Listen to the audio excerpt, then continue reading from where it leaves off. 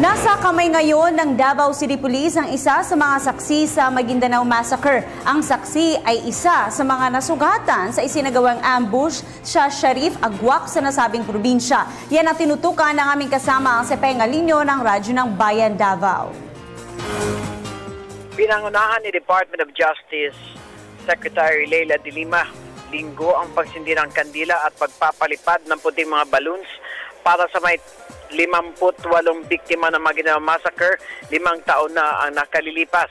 Samantalang ang isa sa mga binaril sa ambush sa Sheriff Aguac kamakailan na umano'y saksi sa Maguindanao Massacre na si Kaharudin Saudagal na ginagamot sa Davao City ay mahigpit na binabantayan ngayon sa ospital.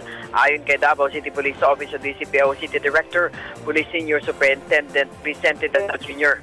Ang kasama naman itong nabaril na si Dennis Sakal na isa rin sa mga tauhan ni Ampatuan na saksi sa suspect sa Maguindanao Massacre ay hindi naman nakaligtas sa ambush at nasawi.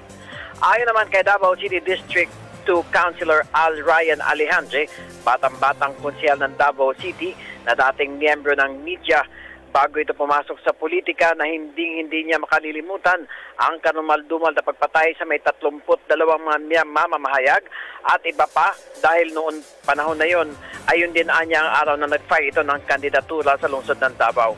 Ang kanyang hiling ngayon sa pamahalaan na huwag nang patagalin ang kaso na umabot na ng 5 taon upang mabigyan ng hustisya ang mga biktima. Para sa Telebisyon ng Bayan, Cepeng Alinio, Radyo ng Bayan, Davao.